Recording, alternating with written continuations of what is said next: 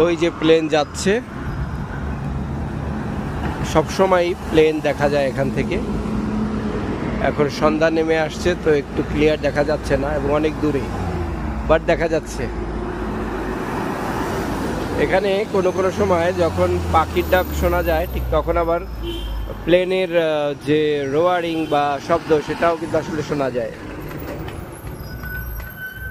হঠাৎ করে বৃষ্টি শুরু হয়ে গেল, এই তো প্রকৃতি, হঠাৎ করে বৃষ্টি। I mean no idea. But আমাদের এখানে শেড রয়েছে, সো শেড থাকার ফলে মানে কিছু পড়েছে, আবার আসতেও পারে। শেড থাকার ফলে উপরটাতে না মানুষ পানি পড়লে অথবা বিষম রোদে, কড়া রোদে মানুষ কিন্তু শান্তিতে চলতে পারে। ওই পাশটা কিন্তু খালি, কিন্তু এই পাশটাতে কিন্তু মানুষের জন্য বানিয়ে দেওয়া হয়েছে। সুন্দর কাজ চলছে।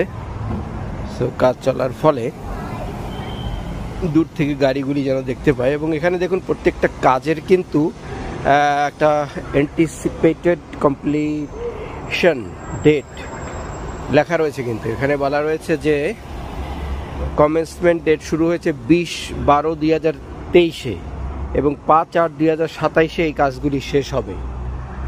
সো 5/8/2027 শেষ হবে এবং ইনকনভিনিয়েন্সের জন্য অ্যাপোলাইজ করে রাখা হয়েছে রাস্তা এবং লাইটিং করে রাখা হয়েছে যেন কোনো অ্যাক্সিডেন্টকে প্রিভেন্ট করা যায়। কাজ চলছে। রাস্তার যে জায়গাটা তারা দখল করেছে এটা ন্যায়সঙ্গত বা ডিপার্টমেন্টাল কাজের জন্য, হাইওয়েজ ডিপার্টমেন্টের কাজের জন্য। সো আমাদের দেশে যেভাবে এমনিতেই ফেলে রাখা হয় তা কিন্তু না, এবং সময়ের অতিরিক্ত হলে কিন্তু ফাইন হয়ে যাবে এই কনস্ট্রাকশন কোম্পানি, সেটা সরকারি হোক বা যেটাই হোক। তো যাই হোক, একটা সুন্দর পরিকাঠামোতে গড়ে উঠেছে হংকং, আমরা সকলেই জানি। এবং এমন একটি জীবন আমাদের দেশে আমরা তৈরি করতে চাই এবং আমরা একদিন অবশ্যই করব। এখন যে অবস্থায় চলছে বাংলাদেশে সেটা নিঃসন্দেহে ভালো না, কিন্তু না হলেও কোনো সমস্যা নেই, আমরা একদিন করব জয় ইনশাআল্লাহ। আমি দৌড়ে রিস্ক নেব না। এই লোকটা পার হয়ে গেলেন, আমি ওয়েট করব।